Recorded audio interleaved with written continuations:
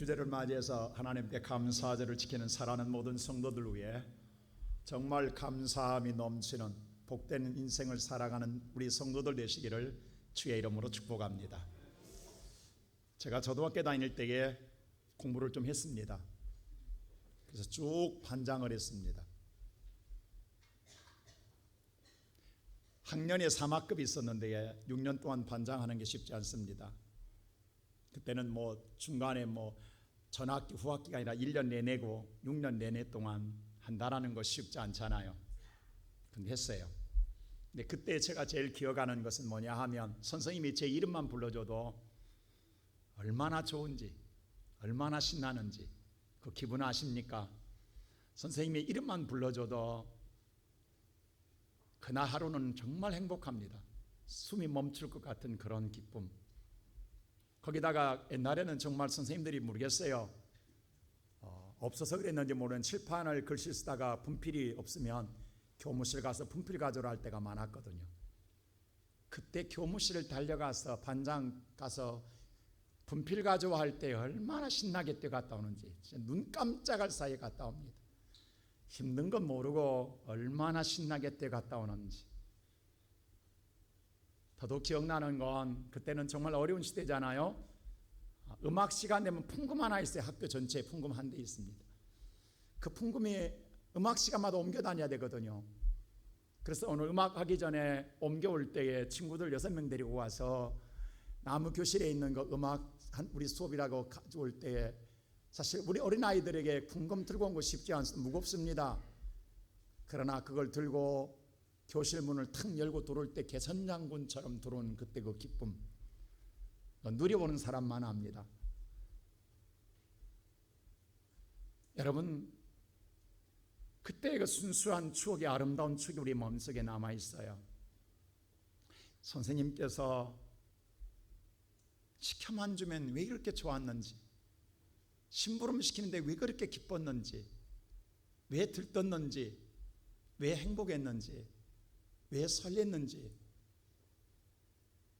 우리 다 아마 여러분 어릴 적에 그런 마음들을 다 가지고 있을 줄 압니다. 근데 제가 이 말씀을 오늘 맥주절을 준비하면서 문득 그런 생각이 들었어요. 하나님이 사랑하는 우리 모든에게 심부름을 시켰는데 왜 우리는 이 설렘이 없지? 왜 우리에게는 이 기쁨이 없지?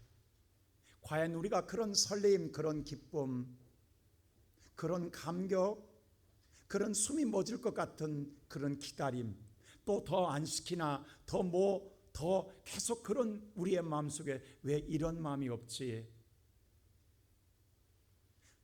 우리에게 이런 순수함이 사라져버렸나?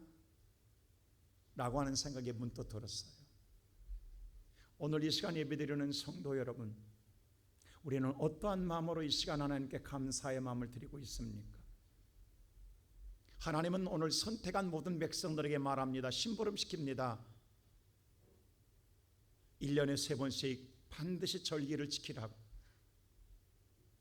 그 가운데 하나가 뭐냐 하면 무교절과 연결된 6월절입니다. 이것은 바로 이스라엘 백성들, 하나님 저와 여러분들을 죄악된 세상에서 나오게 한 날, 이걸 잊지 말라는 거야. 이 날을 영원히 기념하여 지키라고 말씀합니다. 자, 오늘 저와 여러분이 죄악에 묶여있는 쇠사슬을 끊어준 건 하나님의 은혜입니다. 그리고 우리를 자유케 하신 분이 하나님이십니다. 이 하나님을 잊지 않고 기억하며 이 절기를 지키라고 하셨습니다. 그리고 두 번째, 그들을 인도하여 아름다운 땅, 젖과 꿀이 흐르는 가나안 땅에 들어가서 너희들이 가장 먼저 씨앗을 뿌려 첫 번째 거두었을 때에 그 거둠이 하나님의 은혜였다. 하나님 먼저 기억하고 지키라. 이게 맥주절입니다. 그리고 마지막에 오늘 너희가 1년 농사 한 해를 마무리하면서 다 모든 곡식을 거두어드리고 곡간해드리고 난 다음에 그리고 감사하라. 이게 수장절입니다. 근데 6월절은 예수님이 시대에 와서 마지막 6월절에 어린 양 예수님이 대신됨으로 다시는 6월절을 지키지 말아야겠습니다. 그러나 맥주절과 수장절은 계속 이어져 가는 거예요. 유월절은 예수님의 나신 날로 오늘 예수님이 다시 초실절로 부활절로 바뀌어졌고 오늘 저와 여러분의 그 후에 맥주절과 수장절은 추수감사절로 오늘까지 이어져 오고 있습니다. 그럴 때 하나님은 오늘 이 맥주절을 지키라 할 때 어떻게 지키라 하겠느냐. 우리 한번 성경 다시 한번 16절 우리 한번 같이 읽어볼까요? 다 같이 시작. 맥주절을 지키라. 이는 내가 수고하여 밭에 뿌린 것의 첫 열매를 거두리라. 오늘 맥주절을 지키라 하면서 이렇게 하나님이 말씀하시는 거예요. 이건 너희가 물론 수고는 너희가 했다. 그러나 밭에서 거둔 그 열매는 하나님의 은혜였다. 그 첫 열매를 거둠으로 말미암아 여호와께 드리라는 거였어요. 할렐루야. 오늘 살아가는 성도 여러분 어떻게 생각하십니까? 우리가 살아오는 삶에 하나님의 손길이 항상 함께했고 보이지 않는 하나님의 은혜가 나와 함께했기에 우리는 거둘 수 있었다는 사실입니다. 그렇다고 한다면 우리가 어떤 마음으로 감사들을 지켜야 될까요? 첫째로 먼저 하나님께 감사라는 거예요. 먼저 하나님께 감사라. 그러면서 오늘 맥주절을 지키라 할 때 19절에 이렇게 기록했어요. 자, 보세요. 다 같이 한번 볼까요? 시작. 내 토지에서 처음 거둔 열매의 가장 좋은 것을 가져다가 너의 하나님 여호와의 전에 드릴지니라. 자, 너의 토지에서 처음 거둔 열매의 가장 좋은 것을 가져다가 하나님의 전에 드리라라고 하나님이 심부름시켰습니다. 자, 하나님이 이렇게 심부름시켰어요. 너희가 맥주절을 지킬 때에 가장 첫 번째 먼저 가장 좋은 것을 가져다가 여호와의 전에 드려라 라고 했어요.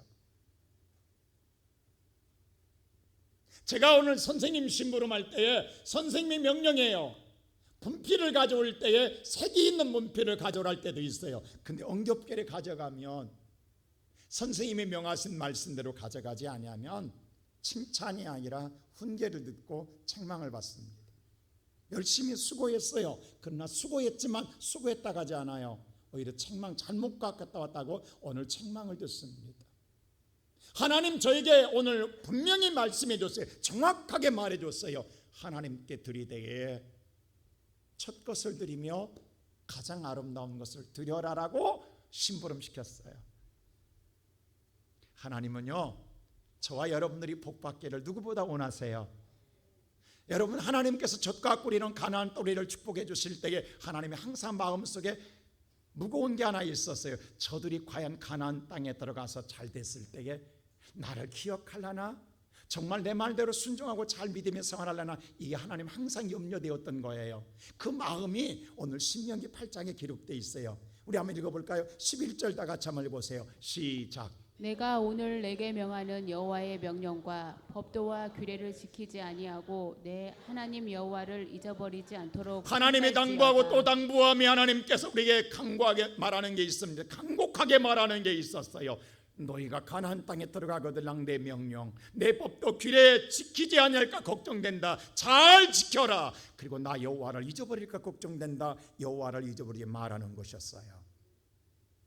왜냐하면 그들의 삶의 한순간에 환경과 변화가 일어나거든요. 어떤 변화가 일어납니까? 12절 보세요. 이런 변화가 일어납니다. 시작. 내가 먹어서 배부르고 아름다운 집을 짓고 거주하게 되며 애굽에서는 정말로 먹을 것이 없어 굶주렸어요. 근데 너희는 가나안 땅에 들어가기 전에 마음껏 배부르고 먹고 살만하다라는 거예요. 그뿐만 아니라 아름다운 집, 좋은 집, 좋은 아파트에서 살게 될 텐데,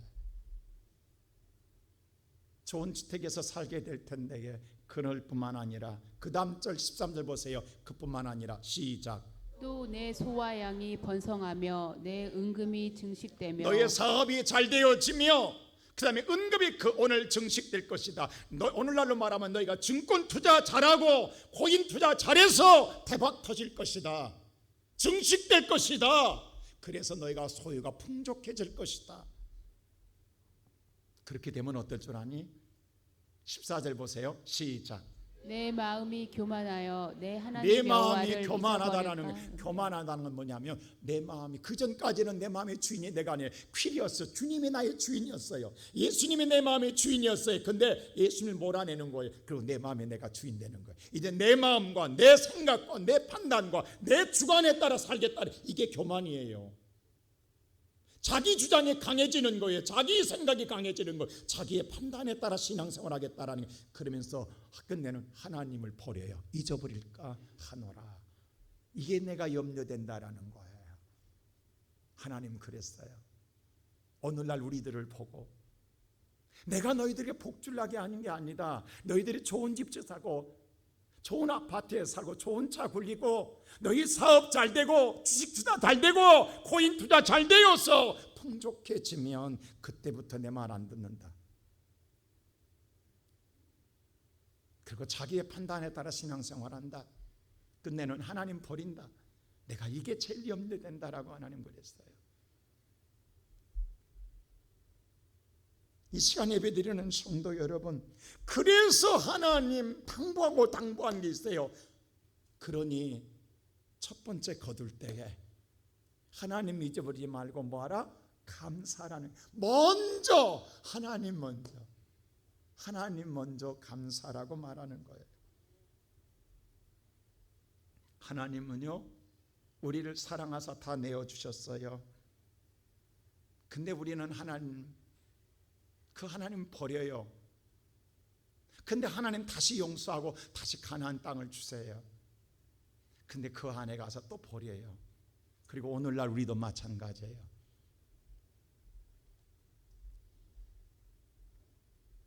요즘요 어떤 사람은 그렇게 해요. 지금이 어떤 시대입니까? 농경사회 때야. 밭에 곡식을 뿌려서 보리를 거두니까 맥주감사절을 지키지만 지금은 산업화 시대 아닙니까? 우리가 무슨 밭에 가서 농사를 짓습니까? 곡식을 거둡니까? 근데 요즘 시대에 무슨 맥주감사절입니까? 시대에 따라서 달라져 상황이 지금 현실이 어떤데 시대에 맞게 바뀌어야 될 것 아니겠습니까? 교회가 이렇게 고리타분하게 옛날에 구식적인 율법주의로 가면 되겠습니까? 오늘 교회가 앞서가야지요. 교회가 뭔가 변화가 나야 될 거 아닙니까? 라고 이야기한 사람들이 많습니다. 왜냐하면 현대인들이 원하지 않는다라는 거예요. 우리들이 원하지 않는다라는, 그러면 바뀌어야, 성경을 하나님 말씀했더라도 우리가 바꿔야 될 것 아니냐? 그래서 죄송합니다. 오늘날 많은 교회가 맥주감사를 안 드린 교회들이 많습니다. 오늘 맥주감사절 이 시간 안 드린 교회가 얼마나 허다하게 서울 시내에 많은 줄 아세요? 어떻게 생각하십니까 여러분은? 대단히 타당하다고 생각 안 드십니까?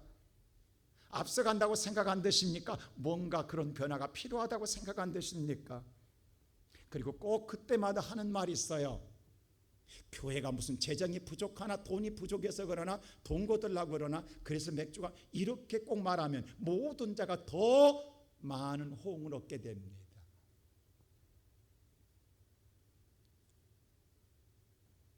여러분에게 물어보겠습니다. 맥주감사절이 인위적으로 만든 것입니까? 하나님의 명령입니다.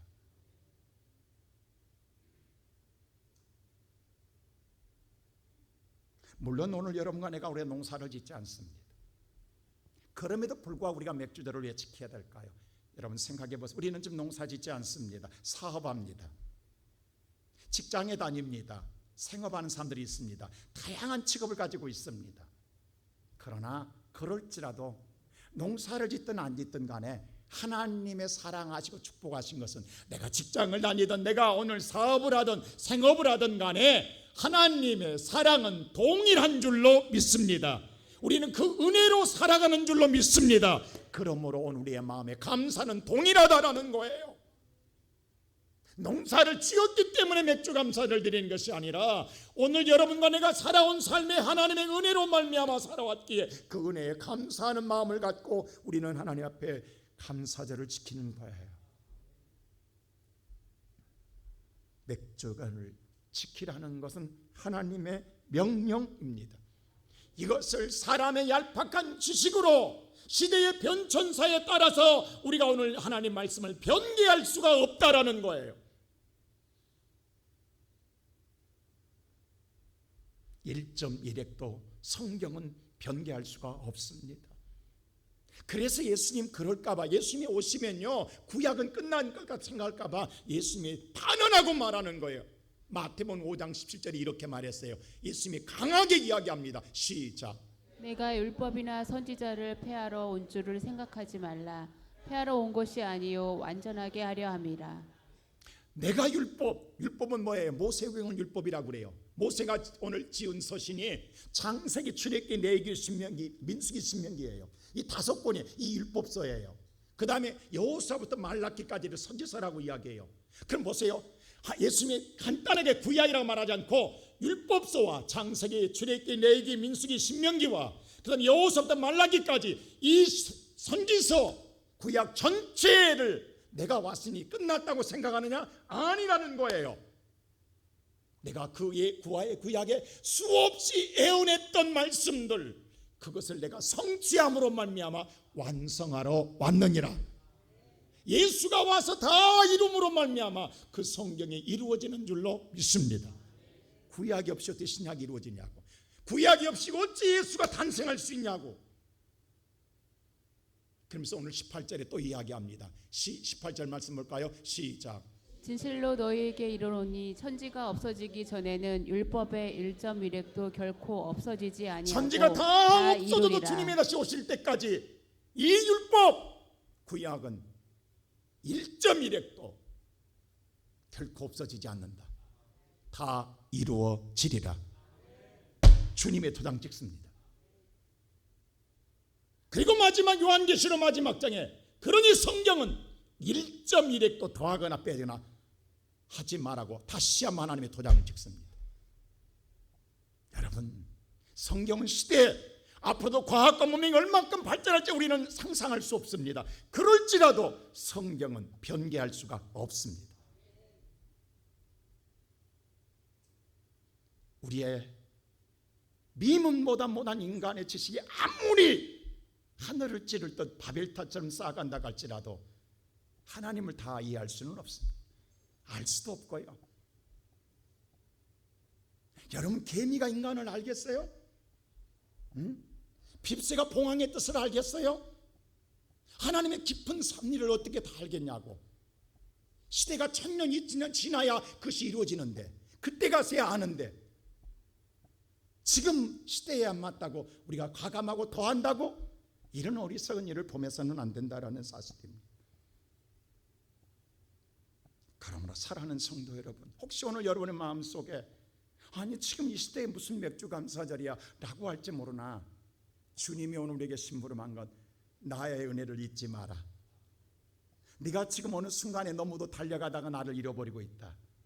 오늘 이 시간 감사절을 통하여 나를 기억하되 그냥 형식이나 의식이나 체면이나, 오늘 여러분들 우리가 정말로 의식적인 감사절이 아니라 내가 원하는, 하나님이 원하는, 하나님이 바라는, 하나님께서 말씀한 대로 하나님 앞에 감사하는 저와 여러분, 먼저 하나님께 감사하는 자가 되기를 주의 이름으로 축원합니다.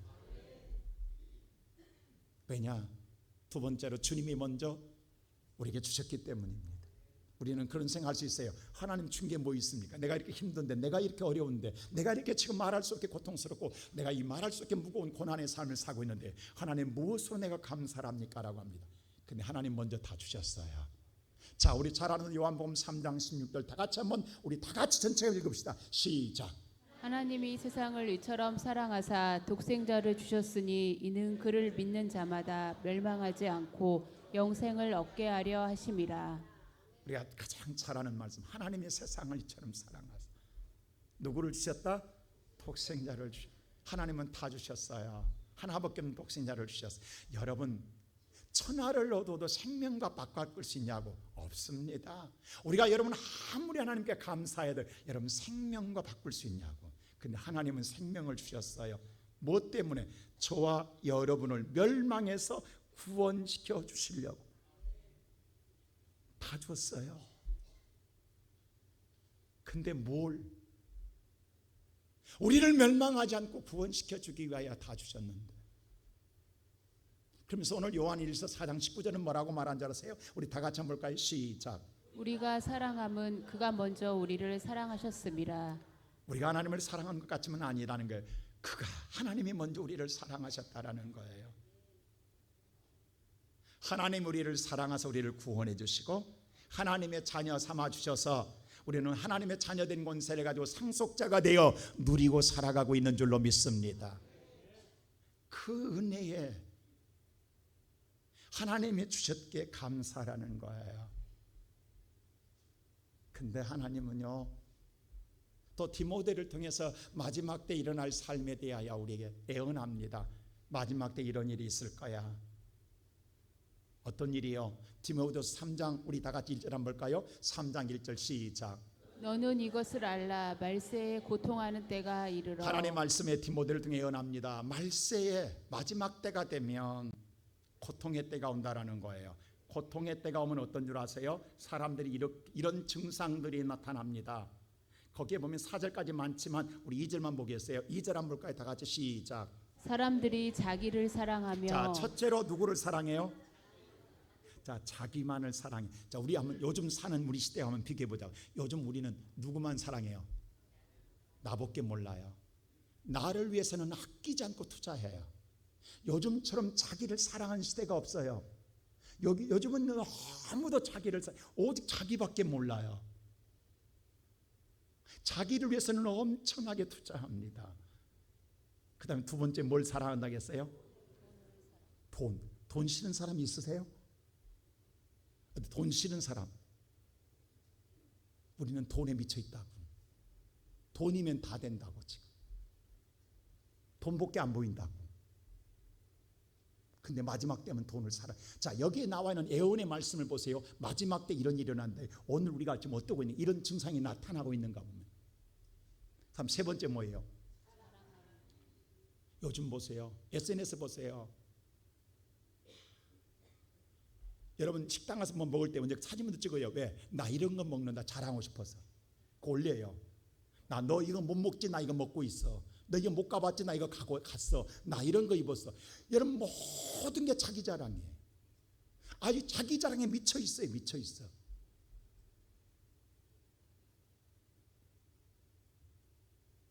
안 그래요, 여러분? 그 다음 뭐예요? 교만. 요즘 교만 극치에 요즘은 누구 말도 안 들어요. 흔히 말해 머리가 깨져도 안 들어요. 듣지 않습니다. 자기가 주인입니다. 그게 최고의 교만이에요. 거만함입니다. 그 다음에 뭐예요? 비방. 여러분 돌아서면 우리는 뒷담화예요. 뒷담화. 이게 얼마나 험담이 얼마나 많냐고 뒷담화하는 게. 여러분 사람만 누가 모여서 그 사람만 없으면 뒷담화하기 바빠요. 우리는 절대 칭찬이 없어요. 왜? 남이 안 돼야 내가 잘 되거든요. 험담, 비방, 비평이 얼마나 우리는 만연해 있어요. 이 사회가. 그 다음 뭐예요? 부모는 지금 안중에도 없어요. 지금 시대. 옛날에는 감히 상상도 못해요. 요즘 여기 모든 부모님들이요. 자식 눈치 보고 살지요. 우리 여러분 자식들 훈계할 수 있어요? 없습니다. 지금 우리는 이 시대에 살고 있어요. 지금 이게 성경에 이미 예언해 놨어요. 여러분 디모데에게 예언할 때는 이런 시대가 무슨 이런 시대가 있냐. 지금 우리는 그 시대를 겪고 살고 있어요. 지금 이게 아무도 그 제기한 사람 없을 거예요. 그 다음 뭐예요? 감사하지 않는다고 했어요. 여러분 옛날에는요, 우리 어렸을 때는요, 뭐 조그만 하나만 줘도 감사합니다, 감사합니다. 입에 달아서 그냥 몇 번이고 저랬어요. 감사. 요즘은요, 한번 줘보세요. 감사하는가? 당연한 것 아니야? 내가 그렇게 받을만 하잖아. 나한테 그렇게 할만 하잖아. 우리는 그런 생각하지 절대 감사란 말이 없고 안 합니다. 여러분 오늘 하루 온종일 감사란 말 한번 들어본 적 있어요? 없습니다. 나도 안 하고 남도 안 해요. 좀 이따가 여러분 떡 드릴 거예요. 교회에서 줄 때 감사하다는 거 보세요. 겨우 이거 주는 거야? 할지도 몰라요. 근데 이거요 정성스럽게 준비했거든요. 또 여러분 갈 또 이렇게 샐러드도 준비했어요. 이 주는 거죠? 주는 거래, 주는 거. 올라와 있는 거 주는 것 같아요. 근데 이거 누군가는 이 전교인을 희생하고 준비했을 거라고요. 근데 보세요. 왜 이것 주는 거야? 오늘 나갈 때 한번 감사해 보세요. 우리가 지금 감사를 잃어버렸다니까요. 입에서 아예 안 나와요. 또 들을지도 없어요. 우리가 오늘 여러분들 감사를 잃어버린 시대에 살고 있다고. 지금 우리 어렸을 때는요, 이런 건 아니라 조그만한 거면 얼마나 감사가 이 달고 살았다고. 근데 어느 순간에 감사가 입에서 떠나버렸어요. 들어본 적도 없고 한 적도 없어. 근데 이때가 뭐냐면 고통의 시대라고 그래. 그럼 우리는 뭐냐면 다 맞는데요, 한 가지 틀려요. 지금 우리는 잘 살고 행복한데요, 고통이 아닌데요. 여러분 정말 그럴까요? 제가 40년 전에 목사가 돼서 지금까지 40년 오면서요, 느낀 게 하나 있어요. 지금은 너무도 심각하다라는. 여러분의 삶의 실상을 들어가 보면요, 40년 전이 훨씬 더 없었지만 행복했습니다. 지금은 속으로 들어가 보면요, 문제가 심각합니다. 어느 집이고 고통이 없는 집이 없고, 아픔이 없는 집이 없고, 고난이 없는 집이 없고, 우리는 그걸 감추고 포장하고 변장하고 환장해서 우리는 살아요. 옛날에는 없었어요. 없는 것이 몸에 드러났어요. 다 보여졌어요. 그러나 마음은 행복했어요. 풍요로웠어요. 근데 지금은 보여준 건 화려해요. 근데 속은 다 뭉그러졌어요. 정말 잠을 잘 수 없을 정도로 고통의 삶을 살고 있어요. 이게 숨길 수 없는 실상입니다. 근데 이미 2000년 전에 예언해 놨어요. 이때가 마지막 때라고. 이런 증상이 올 거라고. 이런 세상이 올 거라고. 지금 우리는 그 세상을 살고 있어요. 근데 우리는 아무것도 느끼지 않고 있어요. 성경은 이미 예언해 놨는데 그 다음은 뭘까요?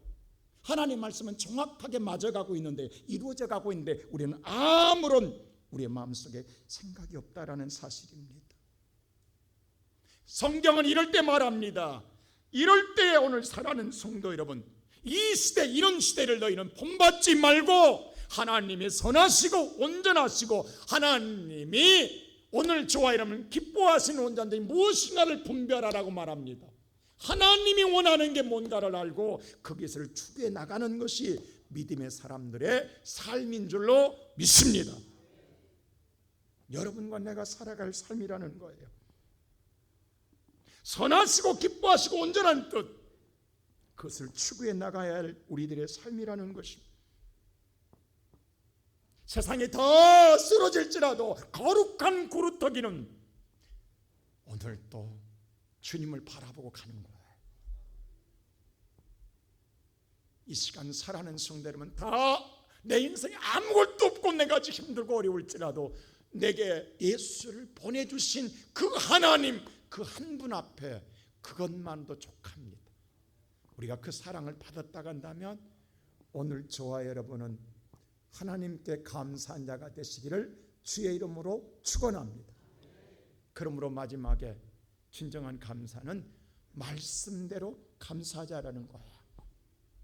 그러니 우리는 말씀대로 감사하자라는 거예요. 이유 불문하고, 저 어렸을 때 선생님이 말하면요, 믿기 때문에, 신뢰하기 때문에 아무런 이유가 없었어요. 그냥 신났어요. 고마웠어요. 감사했어요. 왜요? 라는 말이 없었어요. 그냥 시켜준 게 너무너무 감사했고 기뻤고 즐거웠고 행복했어요. 근데 우리는 지금 왜 그 마음이 없냐고.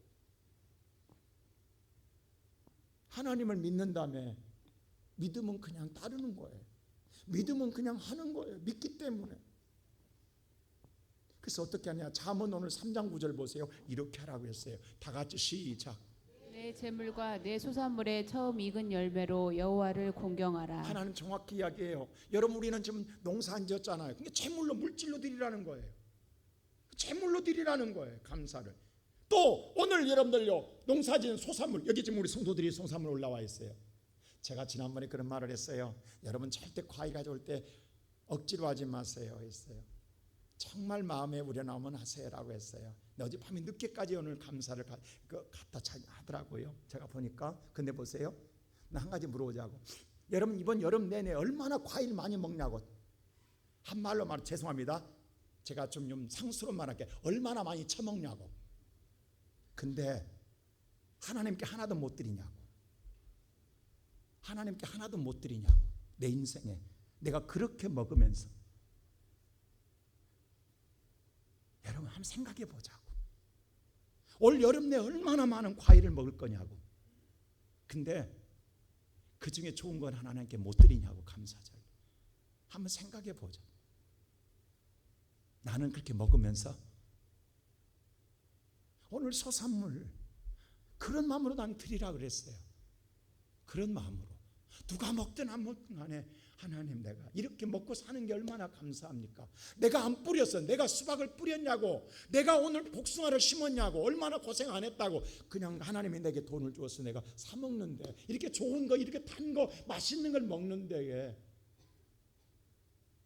그 은혜 감사하잖아요. 할 수 있잖아요. 우리 오늘 성경 다시 한번 3장 9절 보여주세요. 채물과 소산물로 처음 익은 걸로 처음 걸로 아까 좋은 걸로 드리라고 했어요. 그리고 여호와께 뭐하라? 공경. 최고의 경외한 마음으로 드려지라는 거예요. 이게 말씀대로 드리는 감사절이에요. 하나님이 이렇게 명령했다고 심부름시켰다고. 이게 하나님의 뜻이라고. 이걸 변개하지 말라고. 이걸 지킨다고 율법주의라고 하지 말라고. 자꾸 여러분 율법주의라고 하지 말라고. 그걸 하기 싫으니까 율법주의라고 한다고. 우리가 성경 읽을 때요 정말 우리가 이해 안 되고 우리의 사고 우리의 삶에 도저히 받아들일 수 없는 것들을 우리는 종종 발견할 때 있잖아요. 한예가 보세요. 사르밧 과부. 여러분 하나님이 하늘의 문이 닫혀서 3년 6개월 동안 비가 안 왔습니다. 먹을 것이 없어요. 기근에 와서 정말 마지막 굶주려 죽게 되었어요. 홀로 된 여인의 하나밖에 없는 아들이에요. 그럼 더 빈궁한 생활이었어요. 근데 그 집에 하필이면 엘리야가 찾아오냐고.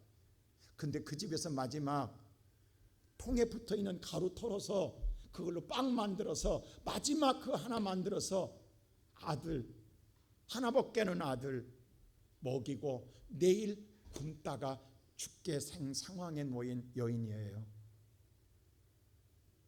근데 엘리야가 뭐라고 한 줄 아세요? 그 집에 와가지고 우리 출애굽 다 같이 열왕기상 17장 한번 보세요. 13절 말씀 시작. 엘리야가 그에게 이르되 두려워하지 말고 가서 내 말대로 하려니와 먼저 그것으로 나를 위하여 작은 떡 한 개를 만들어 내게로 가져오고. 그걸 뭐라고 하냐면 먼저 내게로 가져오라고 그래요. 떡 만들어서. 자 여러분 물어봅시다. 모성애가 있어요. 떡 2개도 아니에요. 이 떡이 마지막 떡이에요. 이 떡 먹고 내일은 굶다가 이틀 3일 굶다가 굶어 죽게 될 거예요. 근데 그 떡을 자식한테 안 주고 아무도 모르는 처음 본 사람 엘리야에게 달라고 한다고 준다고요? 줄 수 있어요 여러분? 성경 읽을 때 이거 그냥 지나가세요? 오늘 여러분에게 이렇게 오늘 이 시간 요구한다면 여러분 할 수 있겠어요? 여러분 믿음의 생활 지금 이렇게 해오셨어요? 우리는 이 말씀은 그냥 넘어가면 안 돼요. 하나님께서 오늘 이 말씀을 분명히 우리에게 주신 것은 이 말씀 우리가 믿음으로 지킬 수 있느냐는 걸 나한테 되물어야 돼요. 그런 사람이 되라는 거예요. 근데 이 지금까지 살아온 여러분의 삶의 방식, 세상의 삶의 이치, 우리의 이성적인 사고, 상식으로 이게 가능하다고 생각하세요? 이해된다고 생각하세요? 안 됩니다. 못합니다. 있을 수 없습니다. 어떻게 이런 일이 있을 수 있어요? 정신 나갔지? 안 그래요 여러분? 어떻게 내 자식을 하나밖에 없는 자식을 먹여야지 남에게 주냐고 먼저 갖다 준다고요? 못 줍니다.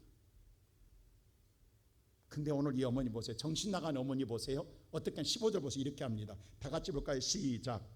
그가 가서 엘리야의 말대로 하였더니 그와 엘리야와 그 어머니요 무슨 생각으로 모르지만 엘리야가 말한 대로 하였다라고 했어요.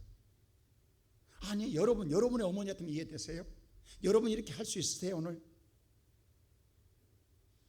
할 수 있냐고. 못한다고 할 거요.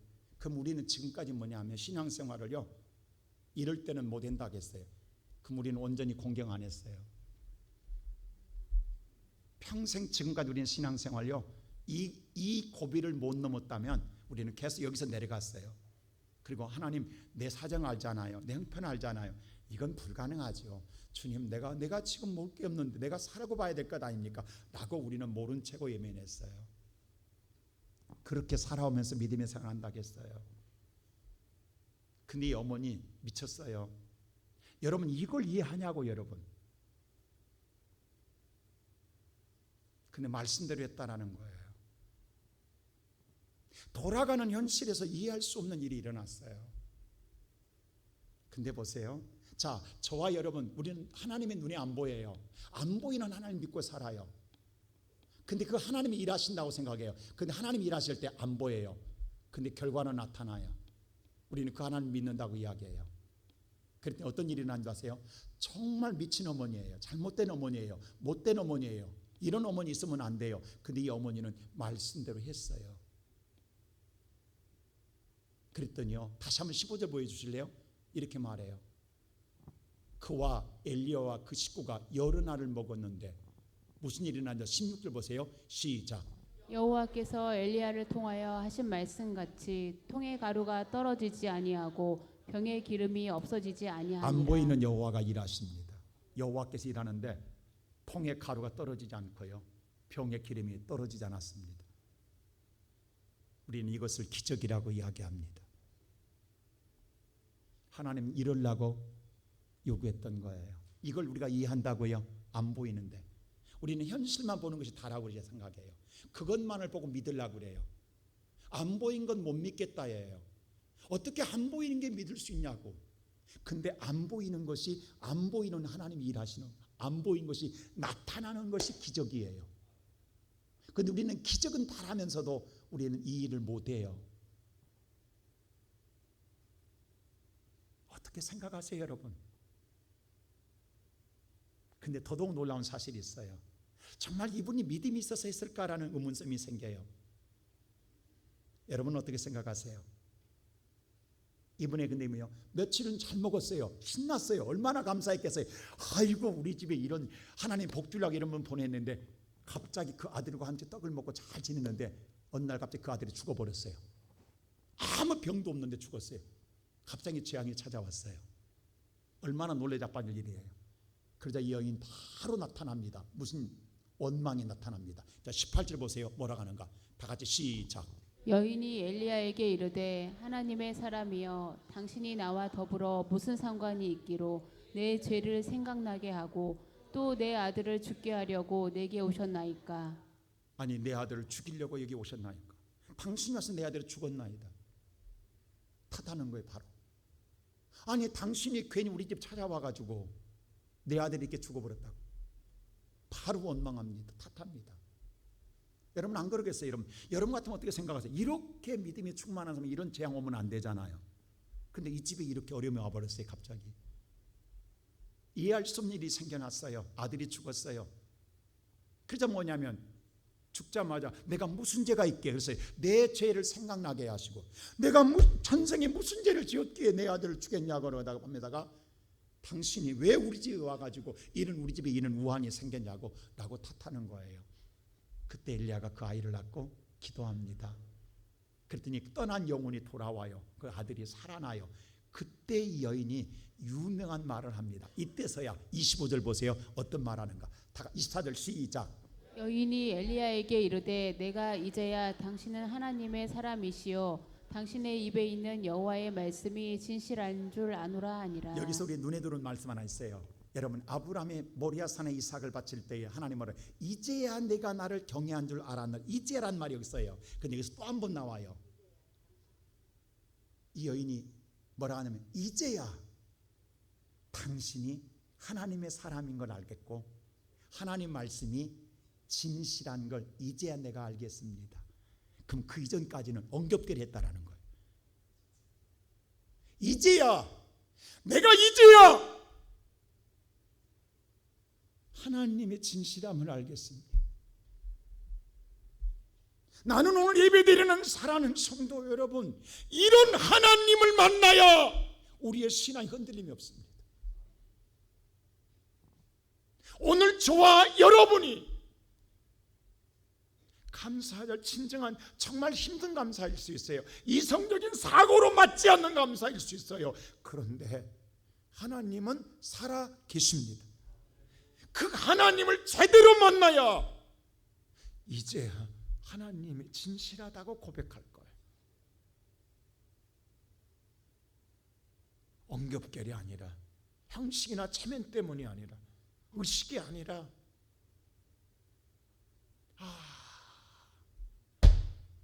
이게 살아계신 하나님이고, 나는 오늘 이 시간 우리 사랑하는 성도들이 하나님이 오늘 맥주제를 지키라고 했어요. 다 잘 됐겠냐고. 그 가운데 안 된 자도 있을 거라. 근데 왜 다 지켜야 되냐고. 잘된 자가 지키라면 말이 된다고. 여러분, 이 땅의 모든 사람이 다 잘 되는 것 아니잖아요. 음지가 있으면 양지가 있습니다. 다 성공한 건 아니잖아요. 가나안 땅 갔다고 다 성공하냐고. 예수 믿다고 다 여러분 잘 되어 있냐고. 어려운 자도 있다고. 근데 왜 똑같이 맥주제를 지키라고 하냐고.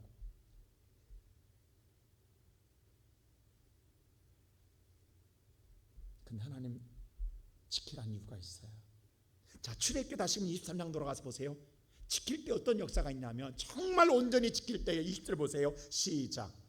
내가 사자를 내 앞서 보내어 길에서 너를 보호하여 너를 내가 예비한 곳에 이르게 하리니. 하나님 이렇게 말해요. 내가 사자를 내 앞에 보내주겠다. 그 사자가 너의 가는 길을 보호해 줄 것이다. 그리고 내가 예비한 곳에 네 꿈이 이루어질 때까지 사자가 너를 지켜줄 것이다. 아멘. 하나님이 이렇게 약속해요. 내가 온전히 감사하면 내 인생에 내가 사자를 보내겠다. 상상할 수 없는 일이잖아요. 어떻게 사자가 나를 잡아먹지 나를 지키냐고. 그 다음에 또 하나 약속을 해요. 자, 25절 보세요. 다 같이 시작. 내 하나님 여호와를 섬기라. 그리하면 여호와가 너희의 양식과 물의 복을 내리고 너희 중에서 병을 제하리니. 오늘 이 세 가지 절기를 내가 여러분이 지킬 때에 하나님이 23장에 계속 이야기하는 거예요. 뭐라고? 하나님을 제대로 네가 섬기면 여호와가 내게 양식과 물의 복을 주겠다. 사르밧과 아버지 집에 보세요. 정말 하나님을 섬겼더니 기름병과 오늘 떡가루 떨어지지 않고 하나님의 복을 주었어요. 그뿐만 아니라 너희 중에 병을 제하겠다. 죽은 아들을 살려 주었습니다. 하나님은 신실하십니다. 약속한 대로 이루시는 하나님이십니다.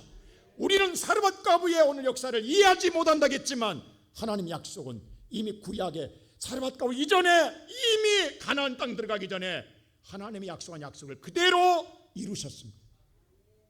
1.1획도 틀림이 없습니다. 그럼 사자가 봉헌했잖아요. 우리 다니엘서 보세요. 다니엘서 보면요, 아부꾼들이 왕한테 이야기해주고 왕한테 30일 동안 왕 외에 다른 절하거나 오늘 섬기면 사자굴에 던집시다 합니다. 그건 다니엘을 죽이려고 하는 오늘 음모인 줄 알고 있어요. 그러나 왕이 어쩔 수 없이 도장을 찍습니다. 이것을 다니엘도 알았어요. 왕의 조서가 찍힌 걸 알았어요. 근데 보세요. 6장 10절 보세요. 어떻게 하는 거 다니엘이. 다 같이 시작.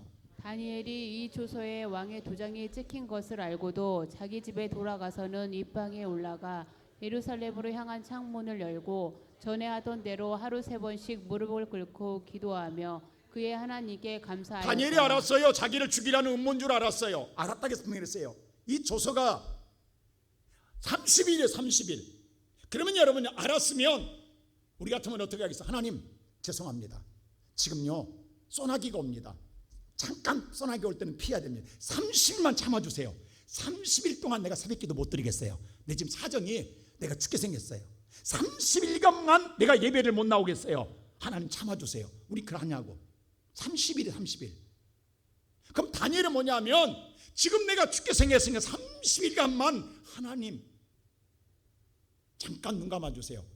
내가 하나님 신앙 잃어버린 건 아니잖아요. 30일 동안 못 나와요. 30일 동안 내가 못해요. 봉사 못해요. 헌신 못해요. 성가대 못해요. 30일간입니다. 우리 그렇게 했잖아요 지금까지.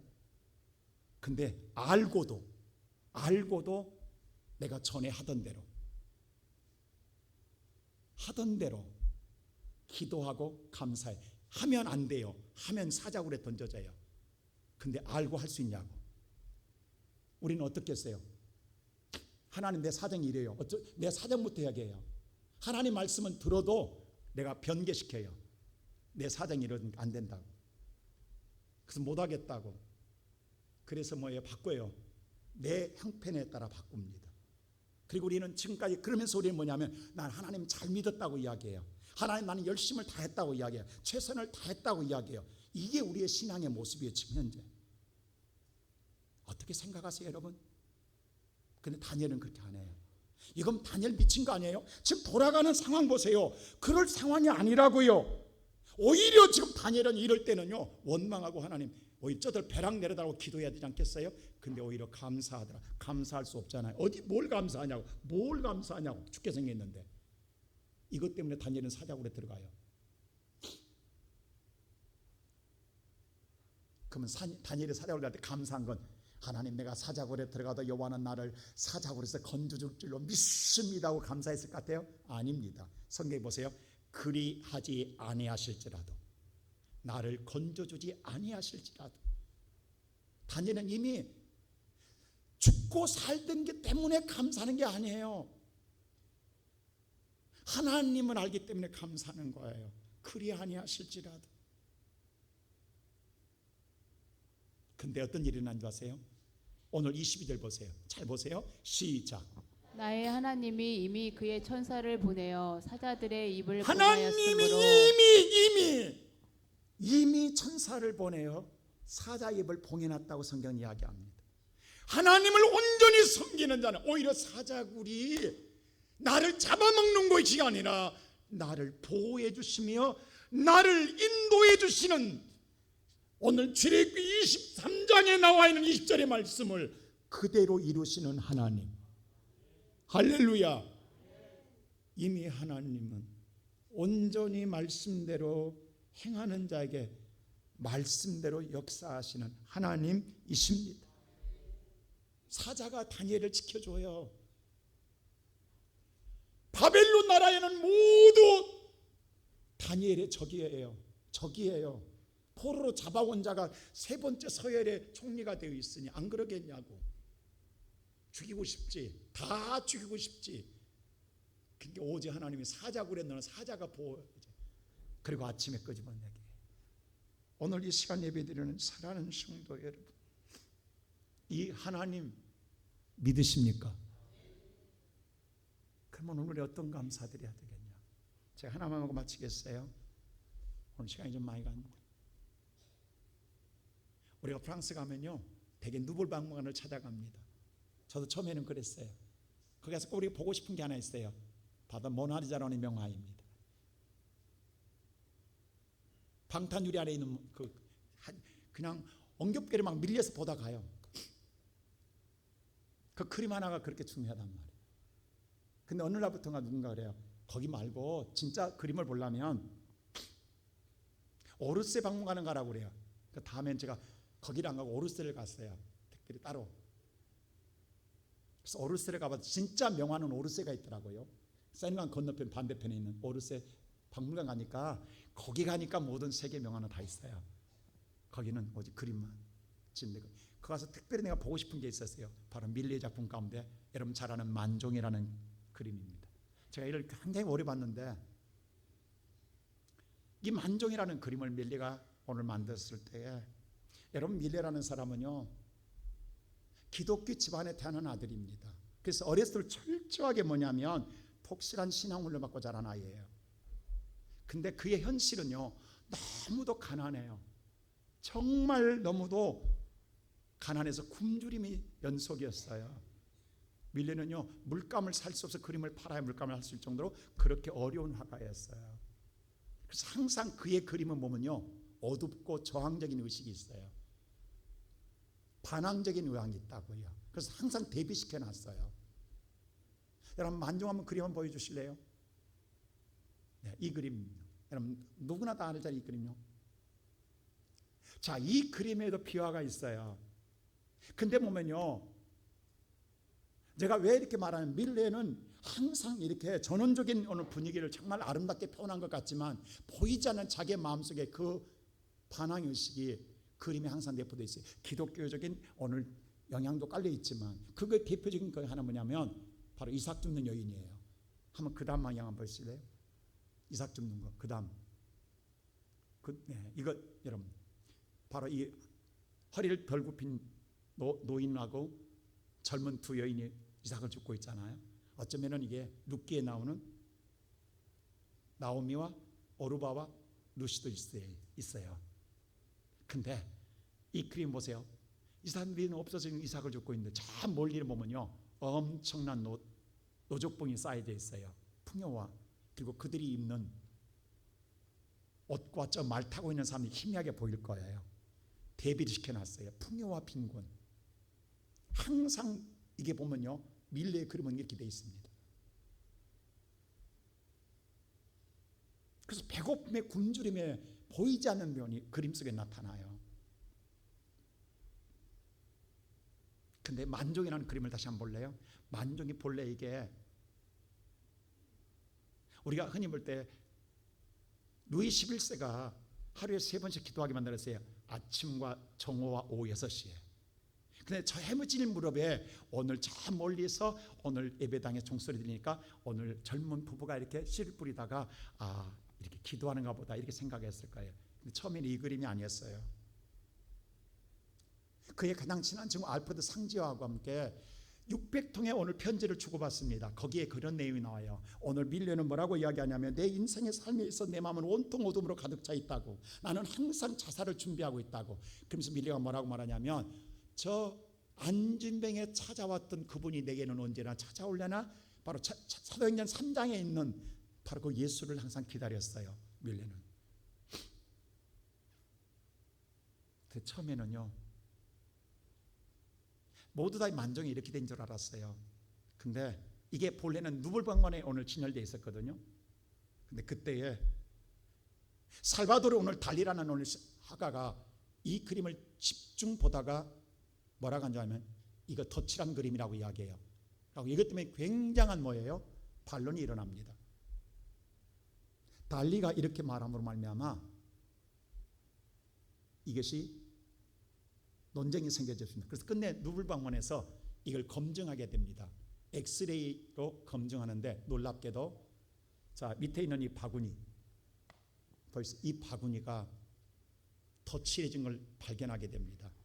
본래는 나무 상자입니다. 어린아이의 관입니다. 이게 아니었다고요. 사실 이 부부는요 굶어 죽은 어린아이를 땅에 묻기 전에 비극의 기도를 드리고 있었다.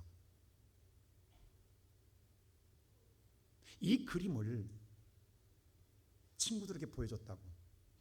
근데 친구들이 했어요. 너 이렇게 계속 나가면 너는 사회주의로 몰린다. 너는 더 계속 매장된다 라고 이야기했어요. 바꾸라고 했어요. 여러분 근데 예술가는 고집이 있다는 거 아십니까? 자기 작품에 대해 굉장히 자긍심이 강해. 절대 안 바꿉니다. 근데 이때 밀레가 무슨 생각했던지 바꿔요. 두 군데를 덧칠해요. 이 관을 씨앗 감자의 바구니로 바꿉니다. 그리고 다시 한번 만종 보여주실래요? 저 멀리 보이는 예배당이요 본래는 그림에 없습니다. 본래 초안에는 없습니다. 다시 예배당을 거기다 그려 놓습니다. 그리고 만종이 돼요. 이 그림 하나로 밀레는 하루아침에 세계적인 화가로 바뀝니다.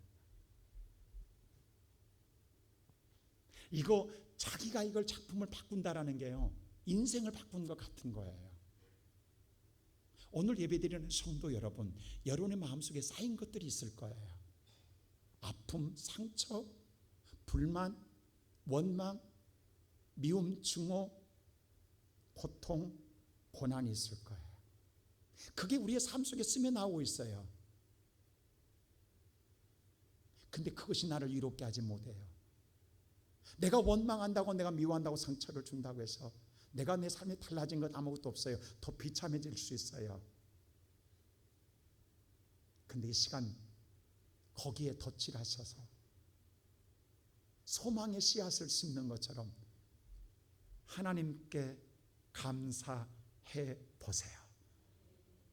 하나님께 감사해 보세요.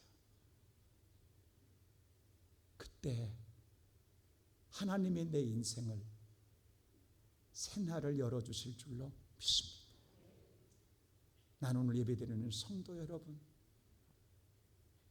하나님은 이 예배자를 기다리고 있을 거예요.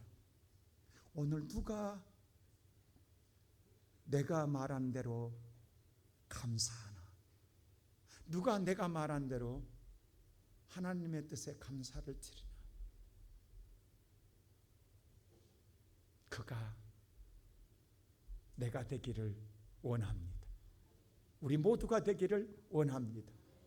그래서 하나님의 은혜로 새롭게 여러분 인생이 비상하는 우리 복된 성도들 되시기를 주님의 이름으로 축복합니다.